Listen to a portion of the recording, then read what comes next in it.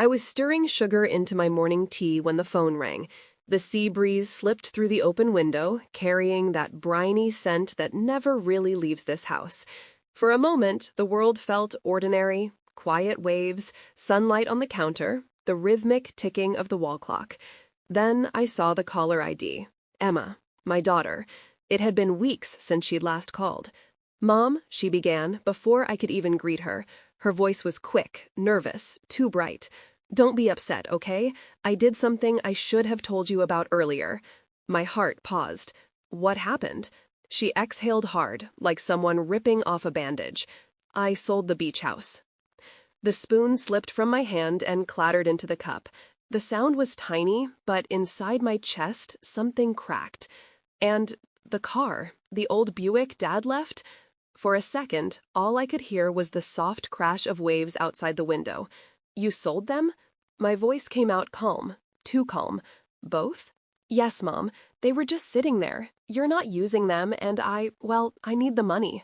There it was, the practical explanation that always sounded so logical when she said it and so heartless when I heard it. I would have helped, I know, but I didn't want to borrow. I can't keep depending on you. I'm drowning, Mom. Student loans, rent, everything's piling up. This was the only way out. I pressed a hand against the counter to steady myself. She couldn't see what those words had done, the memories they dragged out from the corners of my heart. "That house," I said quietly, "was your father's heart. Every nail, every board, he built it himself." "I know," she said, her voice small now, "but love doesn't pay the bills." The line went silent for a moment. Then she added, "Mom, please don't be mad." Mad? No. That word was too shallow for what I felt. What rose inside me was grief, old, heavy, and familiar. When the call ended, I didn't move. The sunlight kept pouring in, golden and indifferent. I stared at the framed photo on the shelf. Me, David, and little Emma in front of the newly painted blue house. His arm around us. His smile. She had sold our memories for survival. And the cruelest part, she didn't even know what she had really sold, because hidden behind that house's worn walls lay something she could never have imagined. The first time David brought me to that strip of coastline, the wind nearly knocked me over. "It's perfect," he said, shouting above the roar of the surf. "It's ours, Anna. Someday this place will take care of her if we can't." I laughed then. We were both young, broke, and full of foolish hope. The land was cheap, the wood second-hand, but he had a way of turning nothing into something. He built that cottage board by board. Emma learned to walk on its porch. I learned to love the smell of sawdust and sea salt mixed together. We were supposed to grow old there, but life has its own currents. When David fell ill, the sea outside our window stopped sounding romantic. It sounded cruel. The hospital bills came in waves, too. I worked double shifts at the diner, pretended not to notice the worry in his eyes. And before he died, he made me promise one thing. "Don't let Emma ever feel poor," he whispered. "Whatever happens, keep her safe." I thought I had, until today. After the call, I drove to the beach house. The road curved through dunes and wind-bent pines. When I turned the key in the rusty lock, the door gave its familiar groan. Inside, dust motes danced in the sunlight like tiny ghosts. Everything was as we'd left it. The faded curtains, the chipped table, the photograph of David holding baby Emma near the sea. I walked to the back room, the one David had converted into his little workshop. The scent of old wood and varnish still lingered. Beneath the workbench was the loose floorboard he always joked about fixing. He'd winked once and said, "Some secrets are worth keeping." I knelt down and pressed the edge. It lifted easily. Inside was a small tin box, sealed tight with electrical tape, the metal dull with age.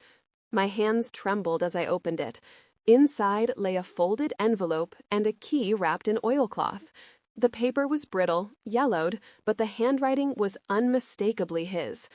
If you're reading this, Anna, it means I couldn't tell you myself.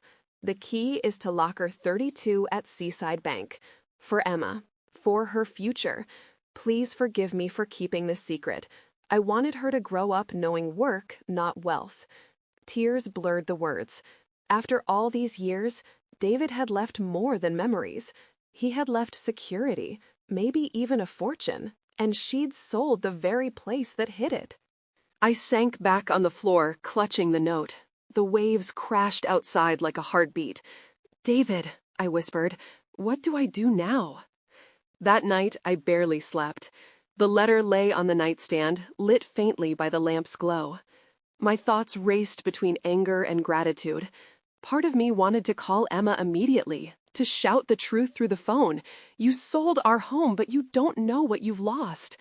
Another part of me, the quieter, wiser part, knew that money wouldn't fix what was broken between us. At dawn, I drove into town. The bank stood just where it always had, a white building with salt-streaked windows. Inside, the air smelled of paper and polish. The clerk looked up. "Locker 32, I said, handing over my ID. Moments later, I was alone in the small vault room, staring at a steel box. My heart pounded as I turned the key. Inside were bond certificates, old property deeds, and a stack of letters. Each envelope was labeled in David's careful handwriting. For Emma's college fund, for emergencies, for love. I sank onto the bench, overwhelmed.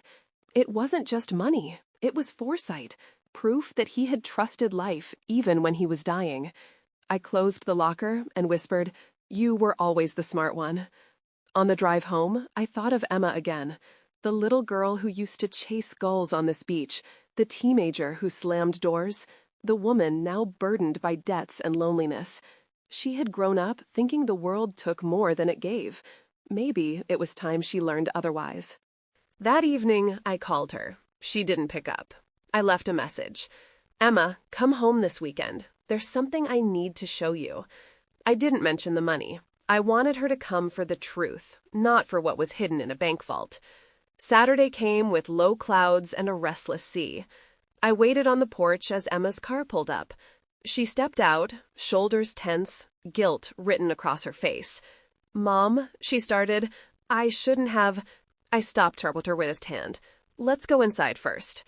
The house was emptier now, stripped of the furniture the new owners hadn't wanted, but it still breathed our history. "I came here after you called," I said quietly. "I found something under your father's workbench." Her brow furrowed. "What do you mean?"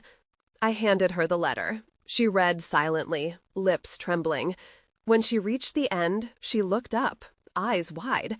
"He left this for me?" "For us," I corrected, "but mostly for you." Tears spilled down her cheeks. "Mom, I sold the house that held this secret. I ruined everything." I took her hands. "No, darling, you did what you thought you had to do. You've been fighting so hard to survive. You forgot you weren't alone." She sobbed then, the kind of deep, shuddering cry that comes from years of exhaustion. I pulled her close. Outside, the tide was rising, washing over the sand in smooth, patient waves. "We'll fix it," I whispered. "Together. Your father planned for your future. You just didn't know it." For the first time in years, she nodded against my shoulder, her voice small but sure. "I believe you, Mom." And as the rain began to fall, I realized that maybe the fortune David left wasn't only in the bank. It was here, in the fragile, mended bond between a mother and her daughter. The rain eased into a mist that clung to the windows. Emma and I sat by the fireplace, a weak flame flickering between us. She had cried herself quiet, the way children do when their tears finally run out. For a long time, we just listened to the water dripping from the roof and the faint roar of the ocean beyond the dunes. "I don't deserve any of it," she murmured. "Dad's money, the house, your forgiveness." I reached over and tucked a strand of damp hair behind her ear. "Emma, the only thing you ever had to deserve was love, and you already had that the day you were born." She looked up at me, eyes red and puffy, but there was something new there. Humility, maybe, or the first flicker of understanding. When I signed the papers, she said, I told myself it was just property. But when I walked out of the real estate office, I felt empty, like I'd erased something that was supposed to keep us connected. You didn't erase it, I said softly. You just didn't see what it meant yet. Her gaze drifted to the window, to the gray horizon where the sea met the sky. I don't even know who bought it. Then we'll find out, I said. And maybe, just maybe, the new owners will let us walk through one more time. She gave a small, almost disbelieving laugh. You'd really do that? After everything? I smiled. Of course. I've never stopped believing in second chances. That night, she slept in her old room. I heard her footsteps pacing for a while before silence settled. I stayed up, reading David's letter again, memorizing every line. It wasn't just instructions, it was love disguised as caution. For Emma's future, for her freedom, for her to learn that worth isn't in money, but in what she does with it. He always knew how to say what I couldn't. In the morning, the sky cleared. We drove together to town. The small seaside bank looked older than I remembered, its sign faded, its steps worn smooth by decades of salt air. Inside, the same clerk greeted me, surprised to see Emma at my side. This is my daughter, I said. We'd like to access locker 32. He led us to the vault room, the echo of our shoes sharp on the tile. When the door shut behind us, I placed the key into the lock and turned it slowly. The box slid out with a metallic scrape. Inside lay the same bundle of documents, the same letters, the same proof of David's quiet genius. Emma covered her mouth as I spread the contents across the table. He did all this for me? Yes, I said, and for us. He wanted you to build your life with security, but not to depend on it. That's why he hid it until you were ready. She ran her fingers over the envelopes labeled College Fund, First Home, Emergency. Each one seemed to humble her a little more. I thought I was surviving, she whispered, but I was just running scared. That's what we all do, I said, until love catches up and tells us to stop. On the drive home, she was quiet. The sun broke through the clouds, scattering light across the windshield. I could almost feel David beside me, that gentle hum he used to make when he was content. When we reached the dunes, she asked if we could stop. We climbed to the crest, wind tugging at our clothes. The sea stretched endless before us. I used to come here after Dad died, I told her. I'd sit for hours just listening. The waves sounded angry at first. Then they started to sound like forgiveness. Emma closed her eyes, letting the wind whip her hair. I think I hear it now, too. For the first time in years, the distance between us felt smaller than the horizon. That evening, Emma cooked dinner. Nothing fancy, just pasta with jarred sauce. But the sight of her moving about the kitchen again filled the house with a pulse I hadn't felt in years. The clink of plates, the hiss of the stove, the faint hum she made when she stirred the pot, it was music. When we finally sat down to eat, the silence between us was no longer sharp. It was soft, like a blanket shared on a cold night. I've been thinking, she said between bites. All my life I thought you held on to the past because you couldn't let go of Dad. But now I see it wasn't the past you were protecting. It was the story you wanted me to remember. I smiled. He would have liked to hear you say that. He always said memory is a kind of inheritance.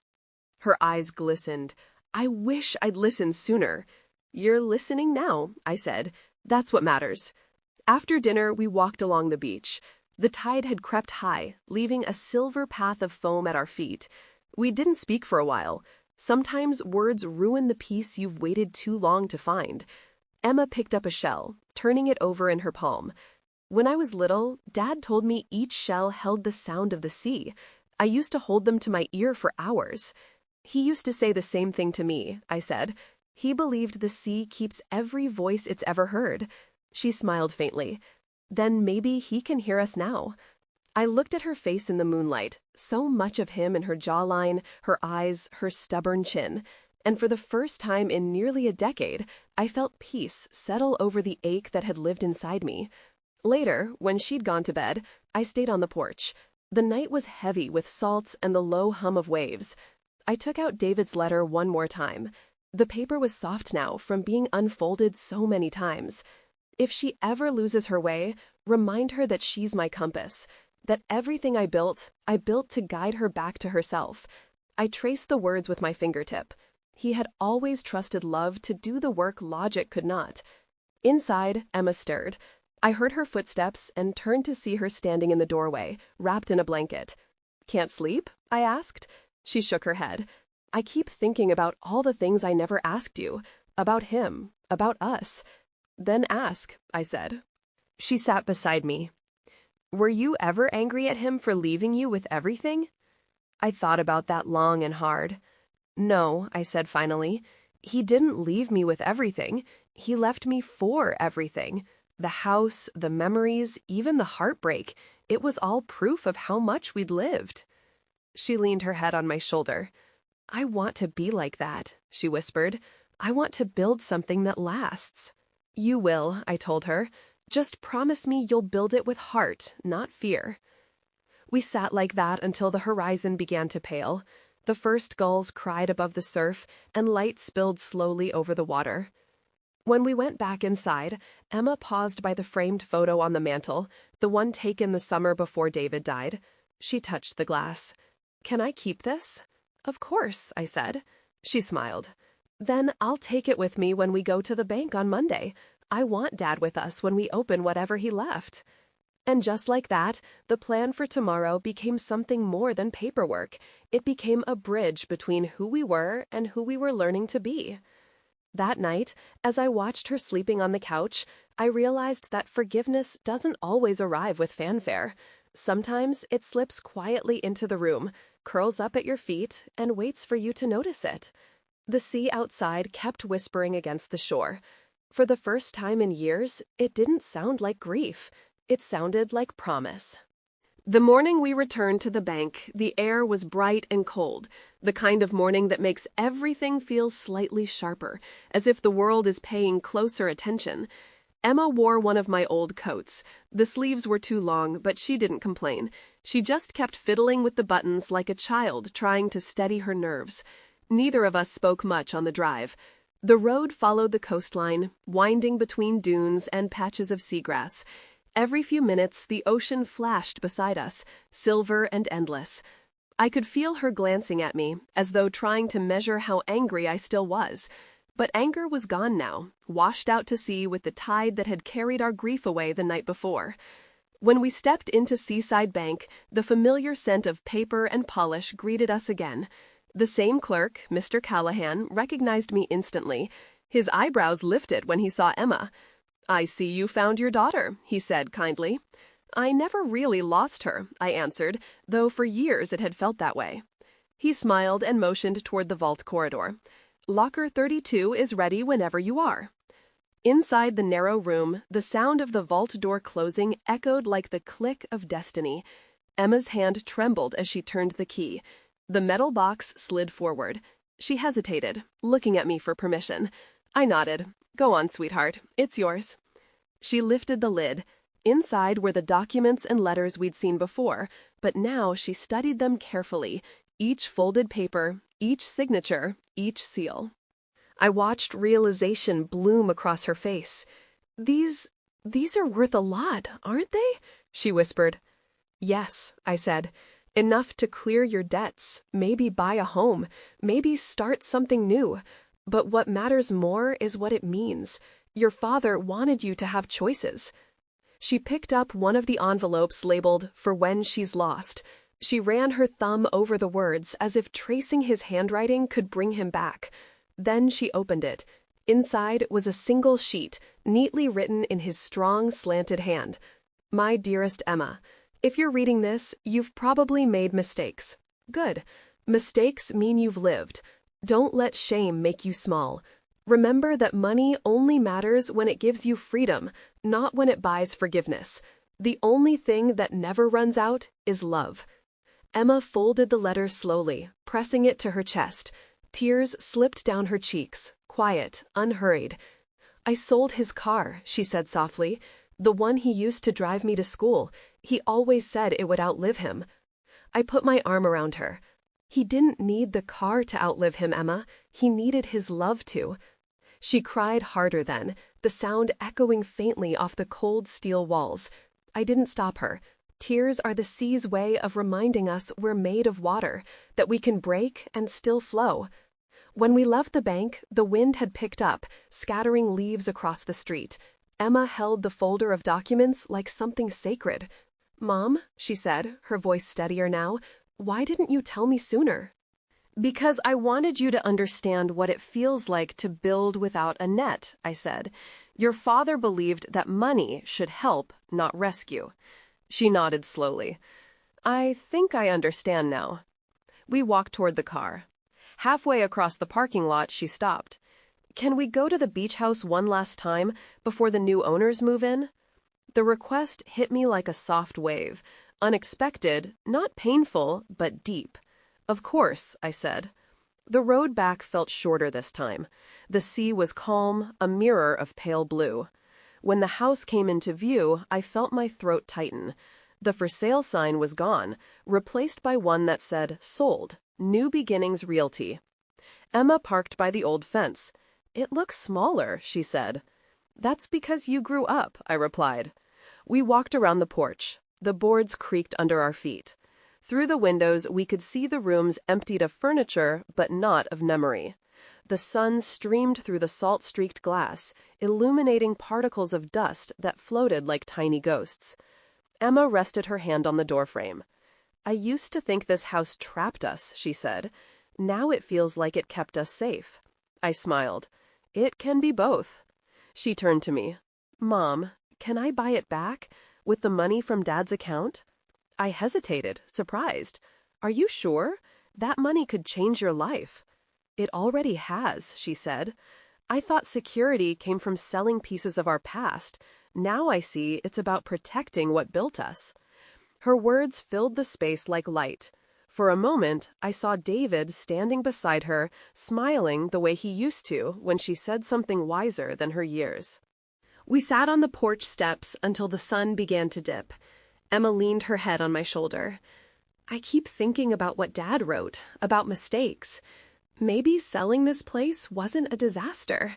Maybe it was the only way for me to find out what it really meant." I nodded. Some lessons only come wrapped in regret. The tide crept closer, licking the rocks below the cliff. The horizon burned orange and gold. "I want to fix everything," she said. "You already started," I told her. She smiled, small and sincere. "Then tomorrow I'll talk to the buyers. Maybe they'll let me buy it back, or at least visit once in a while." "And if they don't?" I asked. She looked out at the sea. "Then I'll build another house. Maybe not here, maybe not with the same walls, but one that feels the same. And I'll fill it with everything you and Dad taught me." I squeezed her hand.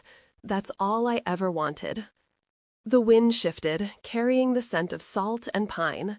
For the first time, it didn't feel like the end of something. It felt like a door opening. The next morning dawned with the soft hush that only coastal towns know. Gulls crying somewhere beyond the dunes, waves folding themselves against the sand, the faint metallic smell of tide and salt. I woke before Emma. She had fallen asleep on the couch, a folder of her father's letters resting on her chest. Her hair spilled over the pillow like a dark river, her face peaceful for the first time in years. For a moment, I just stood there, watching her breathe. Parenthood is strange. You spend half your life teaching them to walk away from you, then spend the other half hoping they'll find their way back. The kettle whistled. The sound woke her. She blinked, confused, then smiled when she saw me. "Morning, Mom." "Morning, sweetheart. Coffee?" "Please." We drank in silence at first, the kind of silence that no longer hurt. Outside, sunlight painted bright streaks across the kitchen floor. It looked almost like it did when David was alive, when mornings were noisy and full of plans. "I was thinking," Emma said finally, "if the new owners don't sell the house back, maybe I could use Dad's money to start something here. A cafe, maybe a bed and breakfast. Keep his memory alive somehow." I smiled. "You really think people would come to this tiny strip of coast?" She grinned. They already do. They just don't have anywhere warm to sit when it rains. That was David's daughter, always seeing possibility where I saw weather. By noon, we were sitting in the small real estate office at the corner of Bay Street.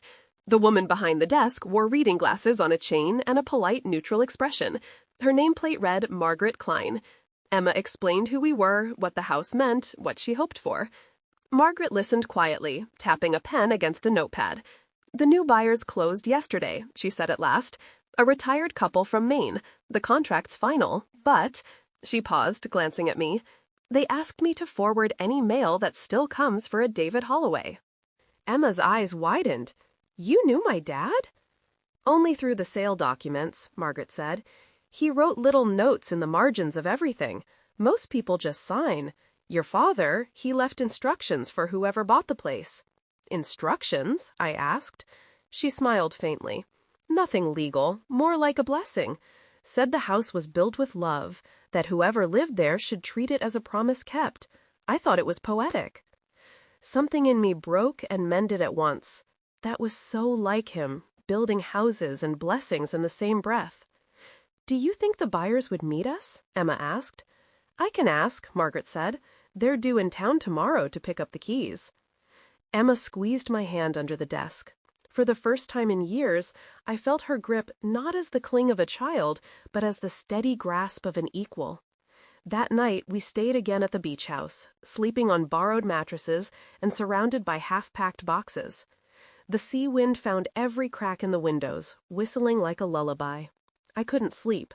I wandered into David's old workshop, the lantern throwing small halos of light across the walls. Dust glimmered like constellations. I ran my fingers over his tools, each one worn smooth from years of use. How many nights had he stood here, shaping the future in wood and faith? There was another small box beneath the bench that I hadn't opened before. Inside, wrapped in newspaper, was a stack of photographs. David in his youth, Emma as a toddler on his shoulders, me laughing mid-blink. And tucked between them, a short note. "If you ever feel you failed her, remember, you built her courage with your hands. The rest she'll build herself." I sank onto the stool, the words hitting me like a tide I didn't expect. For so long, I'd blamed myself for Emma's distance. Now I realized distance isn't always punishment. Sometimes it's how love learns to stretch. When I returned to the living room, Emma was awake, scrolling through her phone. "Couldn't sleep either?" she asked. "Your father had too much to say tonight," I said with a small laugh. She set her phone aside. "Mom, can I ask something hard?" "Always." "Were you ever disappointed in me? Really disappointed?" The question came so quietly, it nearly disappeared under the sound of the surf. I thought of every moment I'd wanted to shout, "You're selling our life away." Every letter I hadn't sent, every phone call that ended too soon. "Yes," I said finally, "but not in who you are, in what you believed about yourself. You thought needing help made you weak. That's what hurt me the most." She looked down, voice thick. "I got that from Dad. He never asked for help either." I shook my head. "He asked me every day, in ways you didn't see. Every time he smiled, even when he was scared. Every time he built something instead of breaking down. Asking for help doesn't always look like surrender." She was crying again, quietly this time. "I wish I'd known him better." "You're knowing him now," I said, touching her cheek. "Every time you forgive yourself, you'll find him." We sat there until dawn lightened the horizon. Neither of us spoke again. Some conversations end better in silence. The following afternoon, we met the new owners. They arrived in a silver camper van, a couple in their 60s with wind-tanned faces and kind eyes. Their names were Walter and June Reed. Walter extended his hand. "You must be the Holloways. We were hoping to meet you." Emma introduced us and explained everything, the sale, the regret, the discovery of her father's letters. June listened, hand over her heart. "Your father sounds like a beautiful man," she said. "When we bought the house, we felt something, like it was already filled with good ghosts." Emma laughed softly through her tears. "He'd like that." Walter looked at us both. If this house means that much, maybe we can figure something out. We don't move in until next spring. You're welcome to visit whenever you like." I felt my chest loosen. Gratitude rushed in like fresh air. "Thank you," I said. "That's more than enough." As we walked back to the car, Emma whispered, "I can't believe how kind people can be." "They usually are," I said. "We just forget to expect it." She nodded, and for the first time in her adult life, she looked truly young again, not fragile, but open. That evening, we stayed to watch the sunset with Walter and June. The four of us sat on the porch steps, sharing coffee from a thermos while the horizon blazed with color. The waves rolled in quietly, a rhythm that felt older than grief. Walter told stories about their life in Maine, how they dreamed of retiring by the water, of spending their last years painting and sailing. June laughed softly, her eyes shining in the amber light. "This house," she said, "feels like it was waiting for us, but maybe it was really waiting for you to say goodbye." Emma looked at her, startled. Maybe it was. June reached over and squeezed her hand. "You know, love doesn't end when a place changes owners. It lingers in the corners, like sunlight after the day fades. We'll take good care of it." Emma nodded, unable to speak. When the sun finally sank below the horizon, the wind turned cooler. We said our goodbyes, and Emma hugged June longer than she had to. On the way home, the road wound between dark dunes. The headlights carved narrow tunnels of light through the night. "Mom," she said, her voice small, "I don't think I'll try to buy the house back anymore." I glanced at her, surprised but not disappointed. "No?" She shook her head. "It's like June said, it was waiting for us to let it go. Maybe the real gift Dad left isn't the money or even the house. Maybe it's the lesson that we don't lose love just because we lose a place." I smiled, proud of her quiet wisdom. That sounds like something he would have said. She grinned. "I think he's been talking through us all week." We both laughed then, the first easy laughter we'd shared in years. It felt like a wave breaking after a long stillness. The next morning, she suggested we drive inland to the old mechanic's garage where she'd sold David's car. "Maybe it's still there," she said. "Maybe I can buy that back instead." The garage sat at the edge of town, a squat building that smelled of oil and rest. A man in overalls came out wiping his hands on a rag. His name tag read Charlie. "I sold you a blue Buick last month," Emma began. "I was wondering if it's still around." Charlie's brow furrowed. "That old thing? Yeah, actually. Haven't had the heart to scrap it yet. Needs a lot of work, though." Emma smiled nervously. "Could I see it?" He led us around the corner. There it was, the car that had carried our family through every milestone. Dented fender, cracked mirror, paint faded from sea air. Emma walked around it slowly, her fingertips brushing the hood. "Dad used to whistle when he drove," she said quietly, "even in traffic." Charlie looked between us, sensing the story behind our silence. "Tell you what," he said, "if you want to take it, I'll sell it back for what I paid, maybe less." Emma's eyes filled with tears. "I'll take it." We spent the next few hours in the workshop, cleaning the windows, checking the engine. When the car finally sputtered to life, Emma laughed, a sound so pure it made my heart ache. "Listen," she said, turning up the radio. The speakers crackled, then filled the air with a soft old song, one David used to hum while building the porch. I leaned against the door, eyes closed, letting the music and engine hum merge into one sound. For the first time, I felt like time itself had forgiven us. On the drive back to the coast, the sun climbed high and bright. The air through the open windows smelled of salt and promise. "Mom," Emma said suddenly, "I want to do something with the inheritance, not just spend it, something that would make Dad proud." "What did you have in mind?" She smiled, her hair whipping in the wind. "I want to start a foundation, for single parents maybe, or for kids who can't afford college. Something small at first, but real. We can name it after him, the Holloway Fund." I stared at her, speechless for a moment. "He'd love that," I whispered. "So would you," she said. I reached over and squeezed her hand. "More than you'll ever know." The car rolled over the old bridge that led back toward the beach. Below us, the tide shimmered, endless and forgiving. That night, she worked late into the evening drafting ideas in a notebook. I watched her from the porch, the lamplight painting her face in gold and shadow. She was focused, determined, beautiful in that way only purpose can make a person. I thought of David again, how he used to look at her when she was a baby, like he could already see the woman she'd become. I wished he could see her now. Then again, maybe he could. Emma came out after midnight, stretching, notebook in hand. "It's strange," she said. "For so long, I thought money was the problem.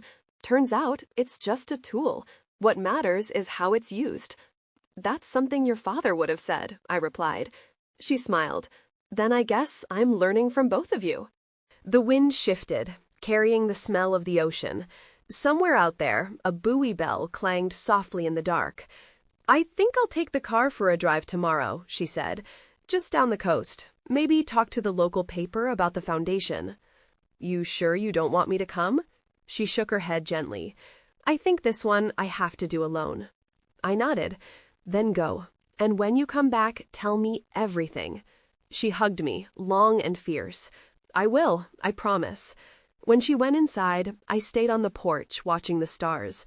The constellations shimmered above the sea, steady and ancient. Somewhere beneath them, I imagined David smiling. He had trusted love to finish what he started, and tonight I finally believed it had.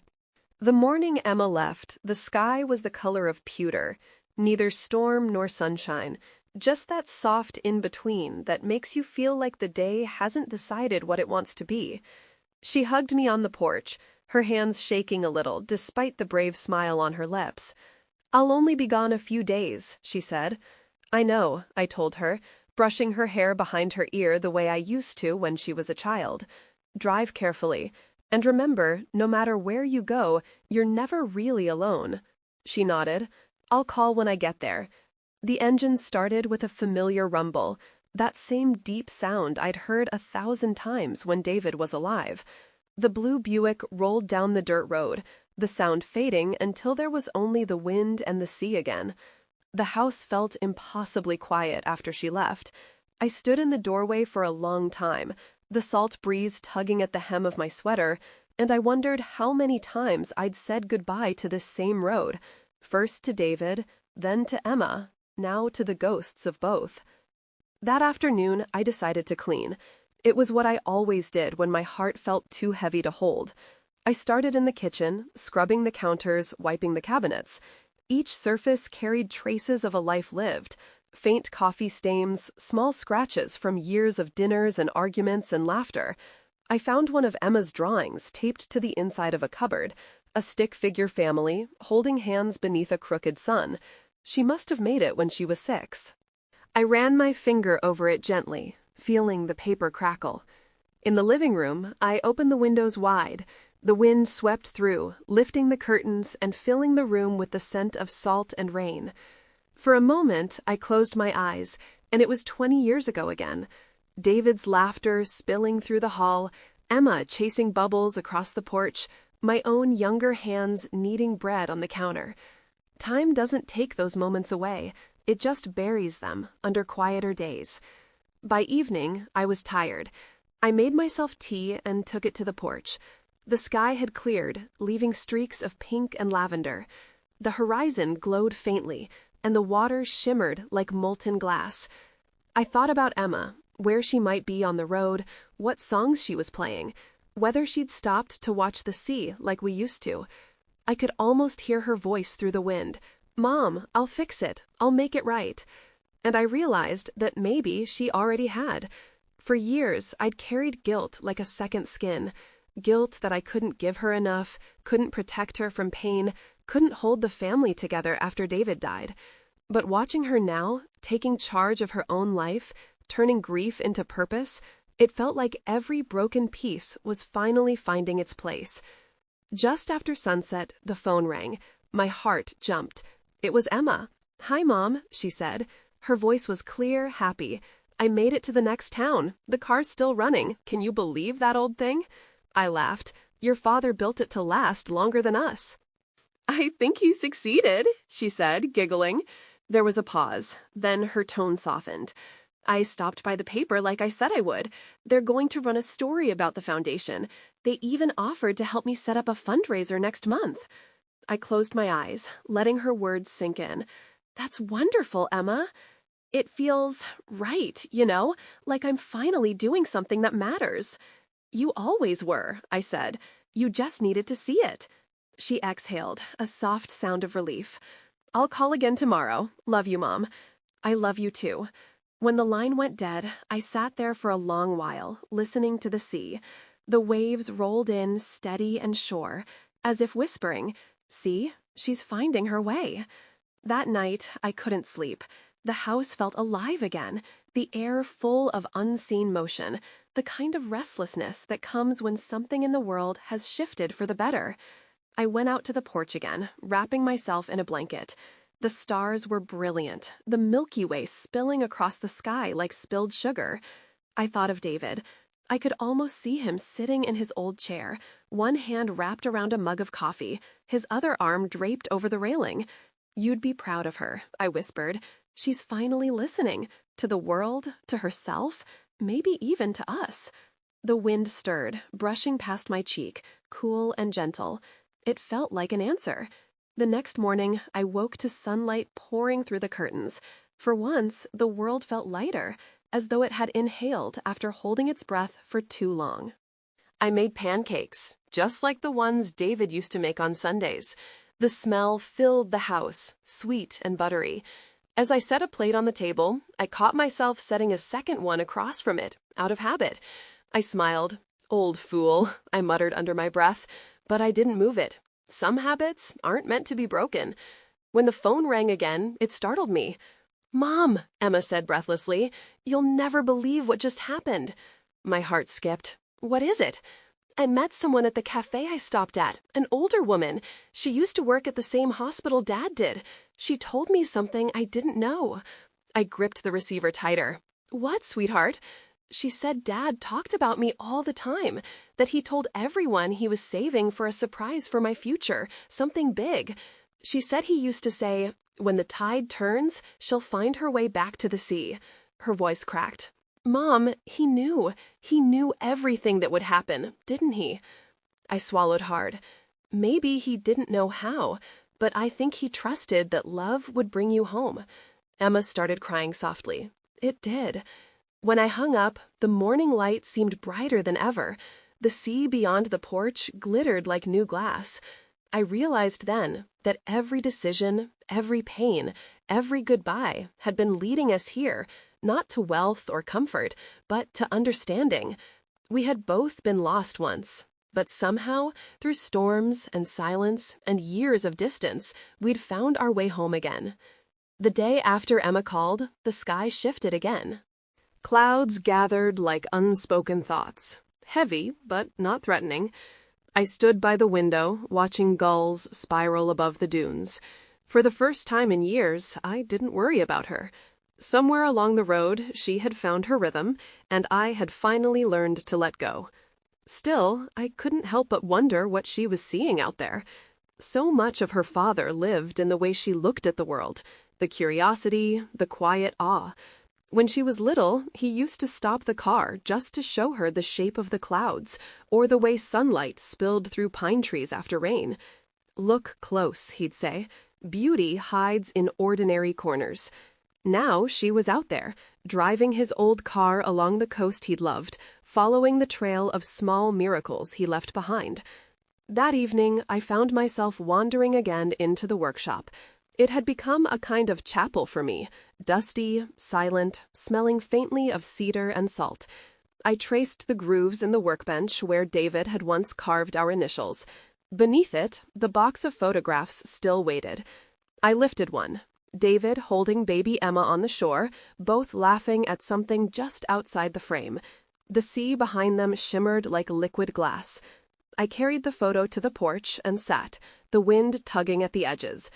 "You were right," I murmured. "She's stronger than either of us imagined." A gust of air lifted the photo slightly, and for a moment it caught the light, making their faces glow. I smiled through the sting of tears. 2 days later, Emma called again. I could hear traffic in the background and seagulls crying somewhere close. "Mom, you won't believe this," she said, her voice bright, almost laughing. "Remember that woman from the cafe? She gave me an address. It's the old community hall near Dad's first job.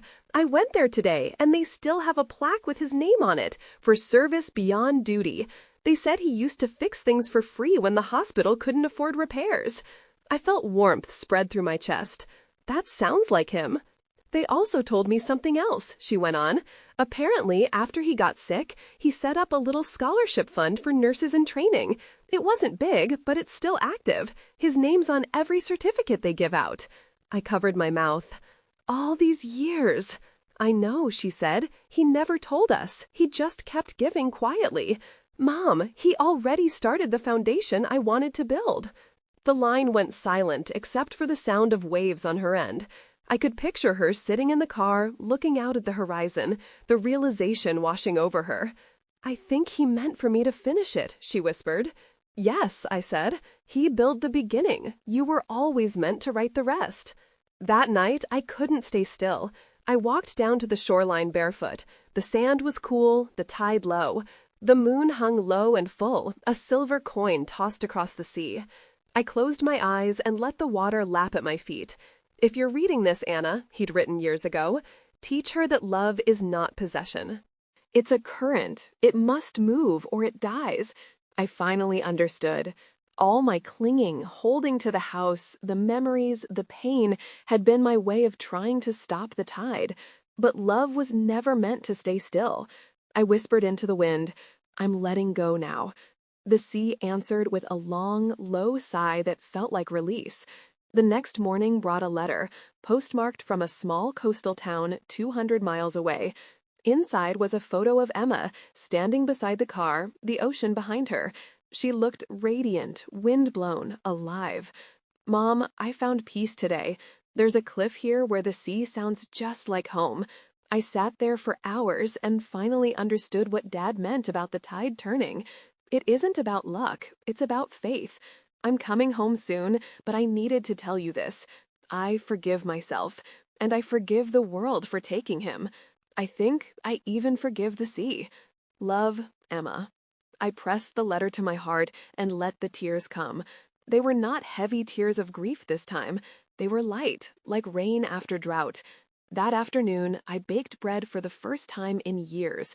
The smell filled the house, warm, comforting, familiar. I remembered David teasing me about burning the crust, and Emma sitting on the counter, flour on her nose. I caught myself smiling at the memory instead of aching for it. When the bread cooled, I wrapped a loaf for Emma. She would be home soon. I wanted her to walk through the door to that smell, to know that home had been waiting, quietly, faithfully, like the tide that always returns. That night, thunder rolled far out at sea, faint but steady. I watched lightning flicker along the horizon. Storms never frightened me anymore. They reminded me that calm only exists because of chaos. I whispered into the dark, "She's coming back, David, whole this time." A breeze slipped through the open window, rustling the curtains. For a heartbeat, it felt like a reply. 3 days later, I woke to the sound of an engine pulling up the driveway. I didn't need to look. I knew that sound by heart. The old blue Buick coughed once, then settled into its familiar hum. Emma stepped out wearing her father's old flannel jacket, her hair tangled from the wind. She looked older and younger all at once, older in wisdom, younger in peace. "Welcome home," I said, meeting her halfway down the path. She wrapped her arms around me before I could say anything else. It wasn't the tentative hug of guilt or apology. It was full and certain, the kind that says, "I'm back, and I know who I am now." When we finally pulled apart, she smiled through tears. "You were right. The sea always brings us home." "I've been saying that for 30 years, I teased softly. We both laughed, and for the first time, it didn't feel like we were filling silence with laughter. It felt like we were simply happy. Inside, the house smelled like bread and coffee. The sunlight poured through the windows, bright and forgiving. Emma set her bag down on the table and pulled out a folder. "What's this?" I asked. She opened it carefully. The paperwork for the Holloway Fund. I filed everything. The first scholarships will go out next month for nursing students, just like Dad's old program. My throat tightened. You did it. She nodded. We did it. I named one scholarship after you, the Anna Holloway Award for Perseverance, for people who rebuild after losing something. I tried to speak, but couldn't. She squeezed my hand, her eyes shining. You taught me that rebuilding isn't about starting over. It's about continuing differently. Outside, a soft breeze rustled the porch curtains, as if the house itself was sighing in contentment. That evening, we drove the Buick to the edge of the beach road. The sky was painted in amber and rose, and the tide was coming in slow and steady. We parked and sat on the hood, our feet resting on the bumper like we used to when she was a teenager. She handed me one of her notebooks. I wrote something, she said shyly. It's for the Foundation's opening video, but I want you to hear it first. She flipped to the first page and began to read aloud. This is for the ones who thought they had nothing left, for the mothers who stayed when leaving would have been easier, and the daughters who left only to learn the road leads home. We're built by the people who loved us quietly, in packed lunches, in late-night advice, in sacrifices we never saw. And when the tide turns, as it always does, may we find that what we lost was only waiting to be rediscovered. Her voice cracked a little on the last line, but she didn't stop. When she looked up, I saw David in her eyes, that same glint of faith in something bigger than all of us. I took a deep breath. He'd be so proud of you, Emma. I hope so, she said. He would be, I assured her, because you found your own tide. We stayed there until the stars came out. The waves shimmered under moonlight, and the sea, that endless keeper of our memories, sounded calm again. Emma leaned her head on my shoulder. Do you think people ever really know how much they're loved while they're alive? Sometimes, I said, and sometimes love is like this ocean. You can't always see it, but it's always there, surrounding you, carrying you, waiting for you to notice. She smiled. Then I think I see it now. The moonlight caught her face, and I thought, so do I. When we drove home, the house glowed softly in the distance, a single light burning in the kitchen window, not for ghosts this time, but for the living. I made us cocoa, and we sat at the table reading old letters until sleep tugged at our eyes. Before going to bed, Emma stood by the window looking out at the sea. Mom, she said quietly, thank you for never giving up on me. I smiled. Thank you for coming back.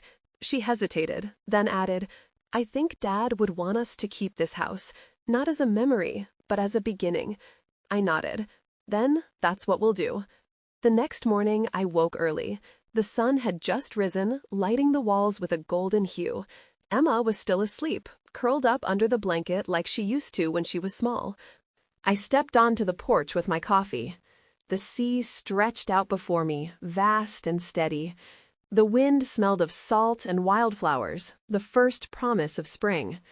In the distance, a small group of gulls dipped and soared in slow arcs. I thought of David again, of his laughter, his steady hands, his unshakable belief that love always finds its way home. I whispered into the morning air, we did it. The wind brushed against my face, soft and warm. Somewhere in that breeze, I thought I heard his reply, faint but certain, you always could. That night, as I locked the door and turned off the last light, I looked back at the living room. The house no longer felt heavy with memory. It felt alive, like it was breathing again. And in that quiet, I realized something simple but profound. The greatest inheritance a family can leave isn't money or houses or even letters. It's the strength to forgive, to rebuild, and to love again after loss. That's what David left us. That's what Emma had rediscovered. And that's what I would carry, for as long as the sea kept whispering our names.